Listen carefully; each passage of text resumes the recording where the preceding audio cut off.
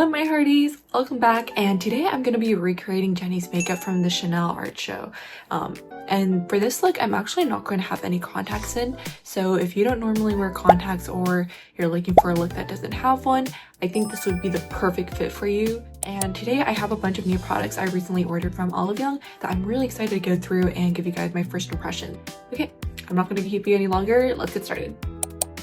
So the first new product I have is the JUNGSAEMMOOL Essential Nuder Cushion, and this one is the holiday one, and I actually got it because it's a lot cheaper than the normal cushion. So I'm going to try this for the first time and hopefully it matches my face shade well. If it doesn't, that'd be too bad, but you know, ordering online with foundations is always really tough for that reason. And the cool thing about this cushion foundation is that they have this little textured spot on the back where you're actually supposed to dab the product on here first so that it spreads more evenly and gives you a lighter shade when you apply it on your face. So let me go ahead and try that. I'm gonna press lightly here, whoops, and make sure I have plenty of product, and then I'm just gonna pat that lightly on the back like this. And then I'm gonna, let's see, press here. I'm gonna focus on the main areas and pat it out.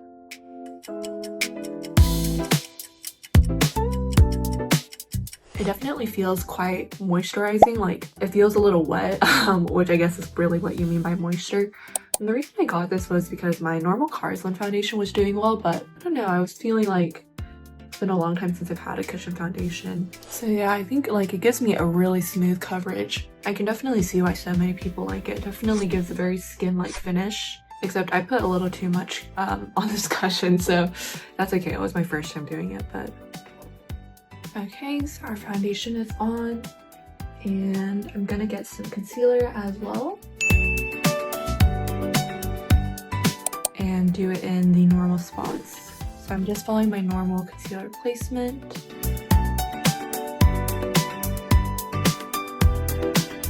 And nothing too much, just a little bit will be fine.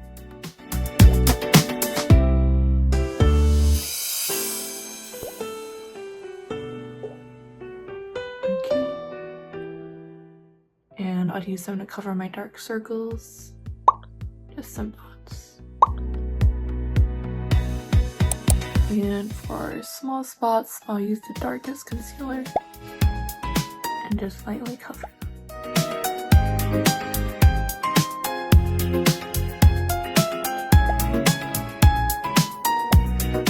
Okay, and now I'll go ahead and blend it out.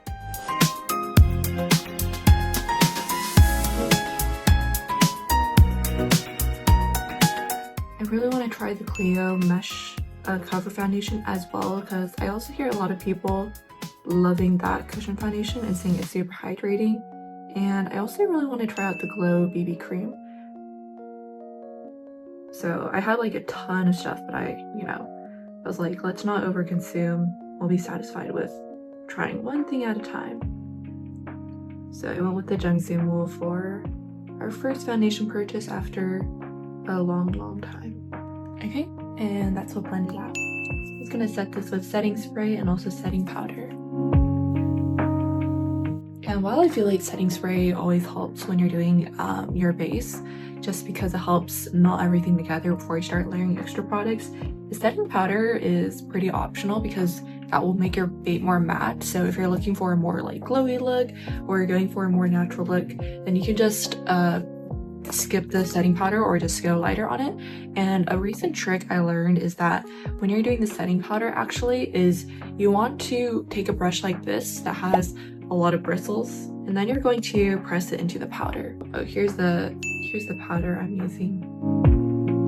But yeah, you want to press it into the powder.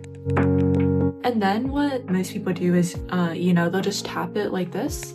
But what could actually be better is if you take a tissue and then you go like this. And apparently what this does is because the tissue has a rougher texture than just tapping it, it'll really distribute the product evenly into all the bristles so you don't get a thick and heavy coat of powder. And then what you want to do is just lightly brush it over where you want to powder.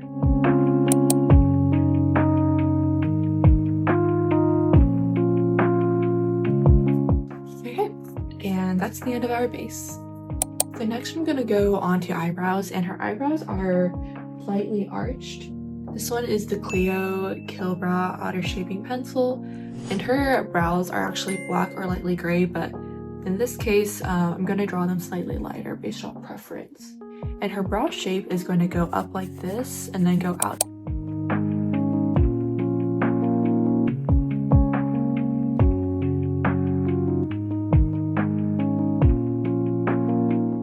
And so this looks alright, but I'm going to draw in some more strokes so it looks fuller.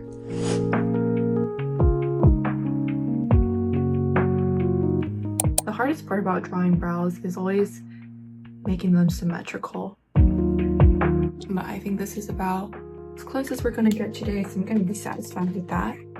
And the next product I'm going to try out is the Peripera Speedy Skinny Brow Mascara. And I've also seen a ton of people raving about this. I mean, I think it's a long time like classic. And so let's see how it works.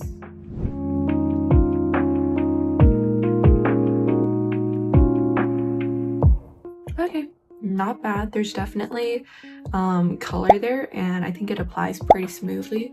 The one thing I feel like maybe could have been a bit better is that it feels a little bit more subtler than I expected, but that's not really a con, so that's okay. That's one of those things where it's like once you try it out and figure it out, then you know how it is. I'm just going to take some concealer to clean up my brows quickly.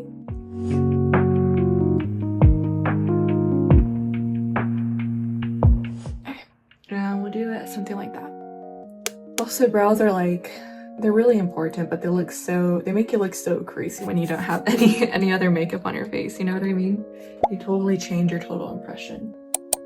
Okay, and so now I'm really excited for this. This is the 2am Steady Better Me eye palette, and the reason why I'm excited is that I hear so many people saying 2am's palettes are the best. Like, they're very pigmented, they last long, they don't have a lot of fall off, they're not chalky, and particularly with this one, I'm really hoping it ends up being the perfect like natural everyday eye palette I can use for looks that's not too warm and it's not too cold. So these are matte shades, which I was looking for. There are 2 shimmer shades, but they're very, very finely milled. And the overall colors are just, you know, they look gorgeous upon first glance. So I'm gonna take this color and test it out. It feels so special because it's brand new. I'm gonna tap that in and tap out any excess. First, I'm gonna use a dark brown to go over my eyes and make them seem more deep set. And then I'm going to use the same shade to pat underneath my eyes and make it seem like my eyes extend downward and are larger than they actually are. Once I'm done patting with that, I'm going to take the same shade and go over it again, but this time I'm going to go up diagonally so it seems like my eyelids are more deep set. I'm going to go over and reinforce the lower eyelid once again, and this time I'm going to use a dark brown shade to trace underneath it and give my eyes a really defined and rounded look instead of looking sharp and angular. I'm also going to take a light brown and I'm going to fill in the inside of my eye. This is particularly important because it helps make your eyes seem a lot bigger without looking too unnatural. Finally, using the same angle brush that I used for the last 2 details, I'm going to use it to blend out the remaining eyeshadow underneath the bottom of my eye. Next, I'm going to tightline my eye, but I'm going to do it with eyeshadow to help blend it out later when I use eyeliner, and also to mark it as the guideline for the eyeliner I'll do later.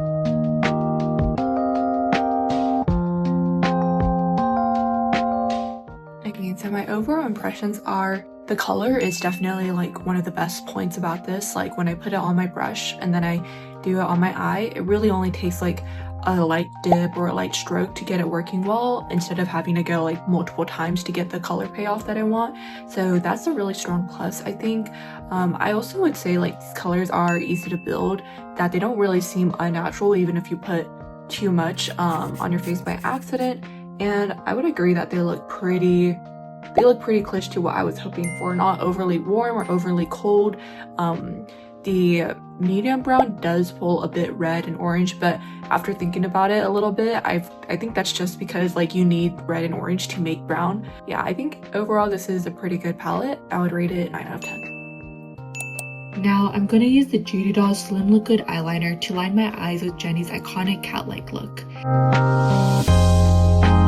Next, I'm going to take a gel pencil and tightline my eyes, following it out to match the tail that I made with the eyeliner before. I'll take a shimmery highlight and I'm going to really focus on the contour in between the inside of my eyes and the shadow of my nose. In the reference photo, it looks like Jennie's highlight here is pretty thick, so I'm going to add on a little more than usual to really emphasize the depth.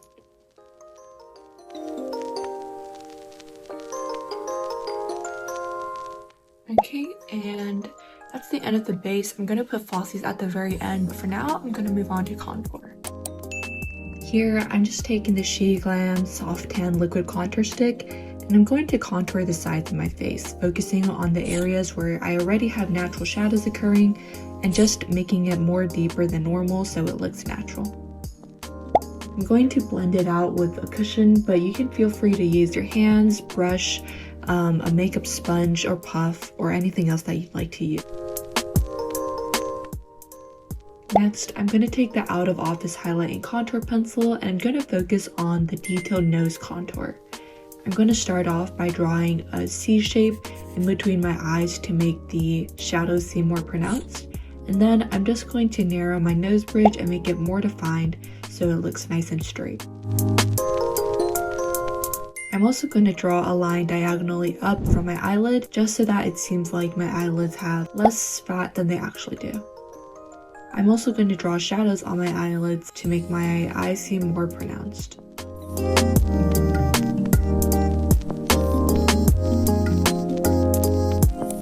Now I'm going to move on to blush, and I'm going to try out the JUNGSAEMMOOL Coral Blush. And this is a freebie that they gave along with the foundation. And so her blush is super light. It looks like it just comes in lightly from the cheekbones over here.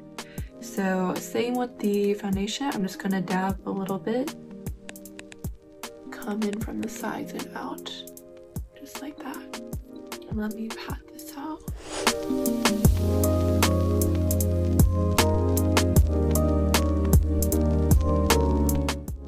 And I feel like she has a very, very slight touch of blush on her chin as well, so I'm gonna add some down there. This time no blush on the nose because we're going for a very, very natural look. Okay, and finally, let's do lip. I'm gonna try and go in with this Givenchy lipstick. I'm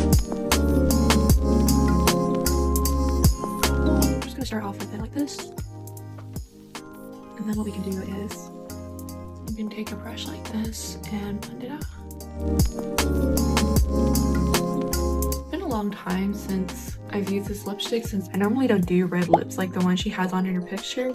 And so this is clearly actually a pinkish red, which I did not expect, but it's not the right color. So I'm gonna have to try and adjust that with something else. Let me try this other lipstick. Okay, this one looks more like true red, so I'm gonna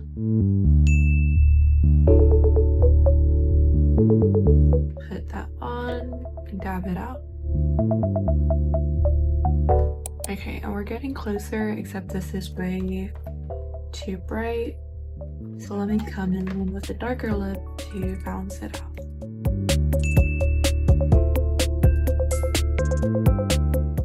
Okay, and that seems about right. So I'm just gonna go in with some shine, and that will be about it.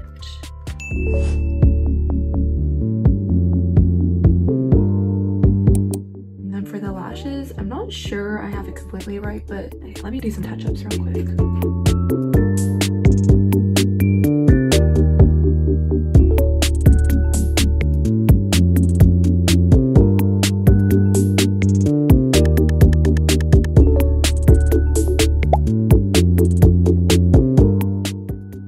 Okay, and that's the finished look, and I'll be right back.